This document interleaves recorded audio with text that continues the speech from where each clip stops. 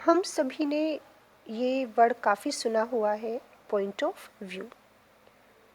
आपका point of view क्या है, या मेरे पॉइंट ऑफ व्यू से ऐसा होना चाहिए, या उसका पॉइंट ऑफ व्यू अच्छा नहीं था। या जब भी हम नॉर्मली बात करते हैं तो हम काफ़ी ये वर्ड यूज़ करते हैं, पॉइंट ऑफ व्यू। और जब आपने ये लिटरेचर में देखा, इंग्लिश लिटरेचर में देखा, पॉइंट ऑफ व्यू आपकी यूनिट 4th में आ रहा है एज अ प्रोज डिवाइस।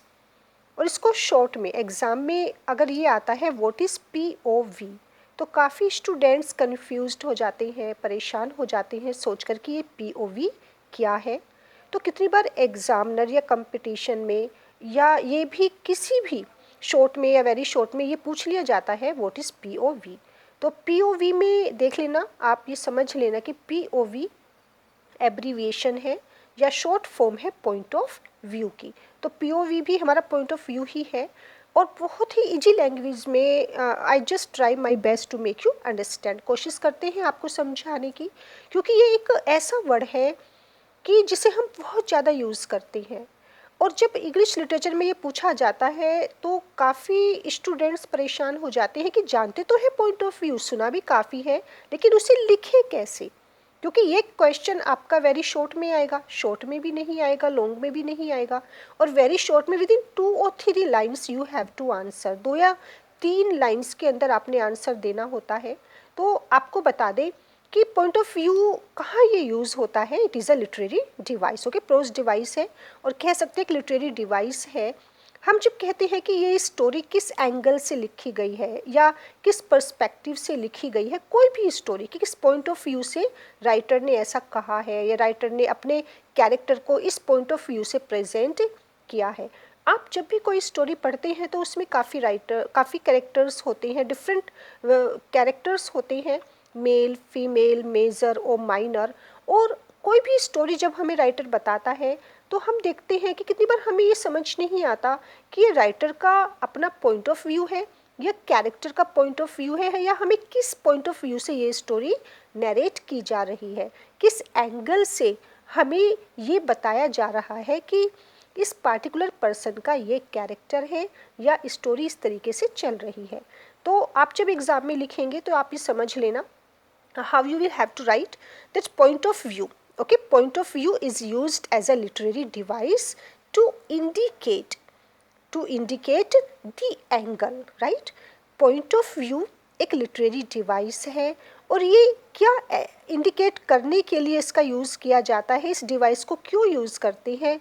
ये इंडिकेट करने के लिए, ये प्रेजेंट करने के लिए, या ये शो करने के लिए कि इसका एंगल क्या है, या एक स्टोरी लिखी गई है, एक राइटर ने कुछ भी अगर बताया है या कहा है तो उसका एंगल क्या है, किस एंगल की तरफ वो इशारा करती है, या पर्सपेक्टिव क्या है, राइट। और हम कह सकते हैं एक तरह से पॉइंट ऑफ व्यू आंखें होती हैं, आईज और दी आई, राइट, कुछ भी कह सकते हैं। एक तरह से आंखें होती हैं, लेंस का काम करती है, जिसके थ्रू हम देखते हैं। कोई भी स्टोरी को हम उसके थ्रू देखेंगे, किसी भी कैरेक्टर को हम उसके थ्रू जज करेंगे।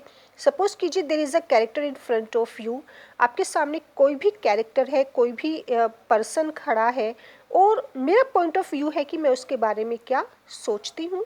आपका पॉइंट ऑफ व्यू अलग हो सकता है, तो सबके अपने अपने पॉइंट ऑफ व्यू होते हैं। तो एक तरह से लेंस है कि हमारी आंखों पर जिस तरह का भी लेंस लगा हुआ है, या हम जिस आंखों से, जिस नज़रों से उसको देखेंगे, हम सामने वाले को, दूसरे को भी उसी पॉइंट ऑफ व्यू से बताएंगे, उसको प्रेजेंट करेंगे, या उस एंगल से हम उसे बताएंगे कि वो कैरेक्टर, उसका कैरेक्टर ऐसा है या वो आदमी ऐसा है। तो यहाँ पर देखिए, इट इज़ द आईज और द आई कह सकते हैं हम, इट इज़ द आईज और द आई, और लेंस कह सकते हैं। और नैरेटिव वॉइस की राइटर किस वॉइस में स्टोरी को नैरेट कर रहा है, किस साउंड में या किस तरीके से वो अपनी स्टोरी बता रहा है। Narrative voice through which one tells, okay, through which one tells a story, कि वो किस दृष्टिकोण से, किस नज़रिए से अपनी स्टोरी को कह रहा है या बता रहा है रीडर्स को। पॉइंट ऑफ व्यू ये भी कह सकते हैं कि एक तरीके के अपने ओपिनियन हैं, अपने थॉट्स हैं, अपना that is attitude, it is an opinion और it is an attitude. Judgment भी हो सकता है, हम किसी के बारे में कुछ भी सोच सकते हैं, हम फ्री होते हैं कि हमारा एक पार्टिकुलर पर्सन के बारे में क्या हमारी थिंकिंग है या क्या हमारे ओपिनियन है। और जो भी ओपिनियन, जो भी ए जजमेंट या एटीट्यूड दिखाया जाता है कैरेक्टर्स के बारे में, जिस भी लेंस से, जिस भी आइज से उसको देखा जाता है या जिस तरीके से वो स्टोरी बताई जा रही है, वही पॉइंट ऑफ व्यू होता है, राइट। जैसे कि देखिए एक एग्जाम्पल, आपको बिल्कुल सिंपल एग्जाम्पल यहाँ पर देते हैं। From my point of view, right, from my point of view the party was a complete success. From my point of view, it was my opinion, it was my personal opinion that the party it got a lot of success, the party was a complete success. लेकिन ये क्या था, ये मेरा अपना point of view था, ये मेरा अपना ओपिनियन था, ये मेरा अपना एंगल था, नज़रिया था देखने का कि जो भी हमने क्रिसमस पार्टी की, जो भी हम न्यू ईयर की पार्टी करने वाले हैं, वो क्या होगी या क्या रही है, वो एक कंप्लीट सक्सेस रही है। तो ये तो मेरा अपना पर्सनल पॉइंट ऑफ व्यू था और वो मैंने प्रेजेंट किया, लेकिन ज़रूरी नहीं है कि सभी का वही पॉइंट ऑफ व्यू हो। तो यहाँ पर देखिए, अब there are 3 different points of view. Exam में आ सकता है कि बताइए कितने पॉइंट्स ऑफ व्यू हैं। So there are 3 different points of view और ये काफ़ी इंपॉर्टेंट है। That is the first person, okay, the first point of view, first person, second person and third person. ये हमारे 3 डिफरेंट पॉइंट्स ऑफ व्यू हैं और इसको और डिटेल में जानने के लिए हम आगे चलते हैं।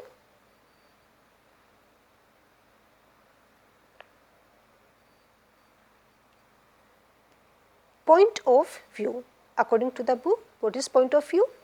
Point of view means the outlook, okay, the outlook from which the events in a novel or short story are related. Then there are many variations, there are many combinations of points of view and it enables the writer to present the inner thoughts, right? Point of view के through एक writer क्या present करता है, जो भी inner thoughts होते हैं, जो भी अंदर की विचार होते हैं, अंदर क्या चल रहा है कैरेक्टर के, उसकी जो भी इनर फीलिंग्स होती हैं अपने कैरेक्टर्स की, वो सब इसके थ्रू रिप्रेजेंट करता है।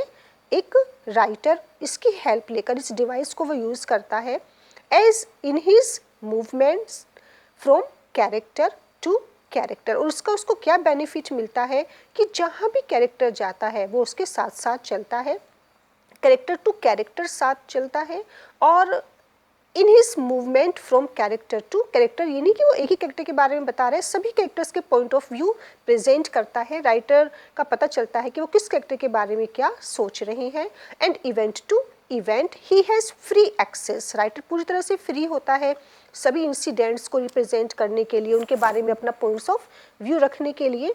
ही has free access to their motivations, to their thoughts and their feelings. So this was the outlook, the point of view. And now here the examples. For example, Henry Fielding. Henry Fielding's Tom Jones. Henry Fielding's Tom Jones. Thackeray's Vanity Fair. The author. Okay, both Thackeray and Henry Fielding, they openly comments on the behavior. अब देखिए ये जो writer हैं यहाँ पर थैकरे और fielding, ये इस डिवाइस को यूज़ कर कर, पॉइंट ऑफ व्यू डिवाइस को यूज़ कर कर वो क्या करते हैं, दैट इज़ फ्रेंकली या स्ट्रेट फॉरवर्ड रहते हैं काफ़ी, और वो कमेंट करते हैं किस पर, जो भी उनके कैरेक्टर्स हैं, उनका बिहेवियर कैसा है, उनका टेम्परामेंट कैसा है, whether it is good whether it is bad, या वो पूरी तरह से उनको रिप्रेजेंट करते हैं और इसीलिए वो इस डिवाइस का यूज़ करते हैं। यूलिसेस में James Joyce, he also employs shifting points of view. उसके पॉइंट्स ऑफ व्यू क्या होते रहते हैं, शिफ्ट होते रहते हैं, that is from one character to another, और that is with the passage of time. And he also reveals the inner thoughts. किसके, जेम्स जॉयस यूलिसेस में किसके इनर थॉट्स को रिप्रेजेंट करते हैं, हिज 3 मेजर कैरेक्टर्स, राइट। अब देखिए यहाँ पर राइटर एक ही कैरेक्टर को रिप्रेजेंट नहीं कर रहे हैं, एक ही कैरेक्टर को वो रिवील नहीं कर रहे हैं, बल्कि जो उनके मेजर कैरेक्टर्स हैं, 3 मेजर कैरेक्टर्स हैं यहाँ पर यूलिसेस में, और वो इन तीनों कैरेक्टर्स के पॉइंट्स ऑफ व्यू की डिवाइस को यूज़ कर कर प्रेजेंट करते हैं कि उनके अंदर क्या चल रहा है, वो क्या सोच रहे हैं, क्या महसूस कर रहे हैं थ्रू, और इसके लिए वो किसकी हेल्प लेते हैं, कौन सी डिवाइस की हेल्प लेते हैं, through the stream of consciousness, right. बाहर से वो चाहे कैसे भी कुछ भी दिखा रहे हैं, शांत लग रहे हैं, लेकिन उनके अंदर क्या चल रहा है ये वो प्रेजेंट करते हैं इस डिवाइस के through, through the stream of consciousness and presents actions are known to the individual characters, right। अब देखिए यहाँ पर ये हमारा फर्स्ट वन था। सेकंड में जो हमारा पॉइंट ऑफ व्यू है एक सिंगल कैरेक्टर, सपोज कीजिए राइटर ने एक सिंगल कैरेक्टर ले लिया और यहाँ पर वो सिंगल कैरेक्टर को ऑब्जर्व कर रहे हैं, उसके कैसे एक्शन है, उसका बिहेवियर क्या है, थॉट्स क्या है, फीलिंग्स क्या है। राइटर सब कुछ बताता है, सब कुछ रिवील करता है, लेकिन किसका, सिर्फ एक सिंगल कैरेक्टर का, whom the author uses as a central observer। और यहाँ पर वो खुद उसे ऑब्जर्व करता है कि उसकी थिंकिंग या फीलिंग्स किस तरह की हैं, और participants in the action, right, in the action. The story is narrated in the third person. अब क्योंकि यहाँ पर राइटर हमें बता रहा है उस सिंगल कैरेक्टर के बारे में, तो author story is narrated in the third person, right, क्योंकि यहाँ पर फर्स्ट पर्सन नहीं आएगा या यहाँ पर सेकंड भी नहीं आएगा, तो यहाँ पर वो कैसे नरेट करते हैं उस स्टोरी को, थर्ड पर्सन में। The central character is followed, जो हमारा मेन कैरेक्टर होता है, सेंट्रल कैरेक्टर होता है, वो फॉलो किया जाता है किसके, that is by the writer through out the action. Got. Now the detective stories often use this device. आपने कभी भी अगर पढ़ी होंगी डिटेक्टिव स्टोरीज तो वो हमेशा इसी डिवाइस को यूज करते हैं, पॉइंट ऑफ व्यू, कि मेरे जो डिटेक्टिव होते हैं कि मेरे पॉइंट ऑफ व्यू से ऐसा है। और जब राइटर डिटेक्टिव स्टोरीज को नरेट करते हैं तो वो यहाँ पर थर्ड पर्सन की ही हेल्प लेते हैं। Now it is also seen in Joyce portrait of the artist as a young man. Another example हम देख सकते हैं, that is Joyce portrait of the artist as a young man. Third जो हमारा आता है यहाँ पर variation, that is the story is narrated by one of the characters. या तो राइटर खुद स्टोरी बता रहे हैं या वो कैरेक्टर टू कैरेक्टर अपने पॉइंट ऑफ व्यू मेंशन करते हैं, लेकिन जो हमारा थर्ड पोर्शन होता है ये भी हो सकता है कितनी बार कि पूरी स्टोरी को एक ही कैरेक्टर, जो भी कैरेक्टर्स होते हैं उसमें से एक कैरेक्टर खुद वो नरेट करता है।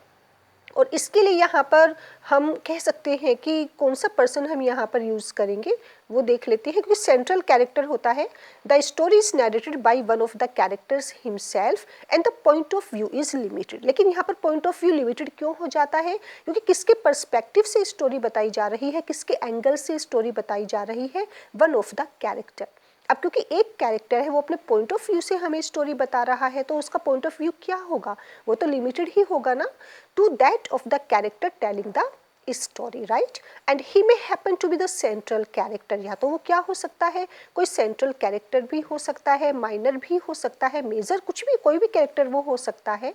फॉर एग्जाम्पल डेफो, डैनियल डेफोस का नॉवेल में हमने देखा था, रॉबिन्सन क्रूसो नाम था नॉवेल का, और इसमें हमने ये देखा था कि जो सेंट्रल कैरेक्टर होता है हमारा रॉबिन्सन क्रूसो, उसके पॉइंट ऑफ व्यू से ही पूरा नॉवेल हमने पढ़ा था, उसको हमने देखा था या जज किया था।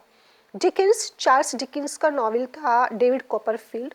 डेविड कॉपरफील्ड जो मेन कैरेक्टर था, सेंट्रल कैरेक्टर था, उसके पॉइंट ऑफ व्यू से ही सारी स्टोरी बताई गई थी। और हमने पर्सन कौन सा हम यहाँ पर यूज़ करते हैं, फर्स्ट पर्सन, क्योंकि सेंट्रल कैरेक्टर रॉबिन्सन क्रूसो तो फर्स्ट पर्सन में स्टोरी बताएंगे। Dickens David Copperfield first person में हमें स्टोरी बताई गई थी। और it is may be a minor observer, right, या तो हमारा मेजर ऑब्जर्वर हो सकता है, मेन कैरेक्टर हो सकता है, माइनर भी हो सकता है, और जो पूरी स्टोरी को नरेट करता है फर्स्ट पर्सन में। और in Emily Bronte Wuthering Heights और Conrad's heart of darkness. Emily Bronte में भी माइनर कैरेक्टर था, हमारा एक माइनर ऑब्जर्वर था जो सब कुछ ऑब्जर्व कर रहा था, जो भी स्टोरी चल रही थी वो ऑब्जर्व कर रहा था।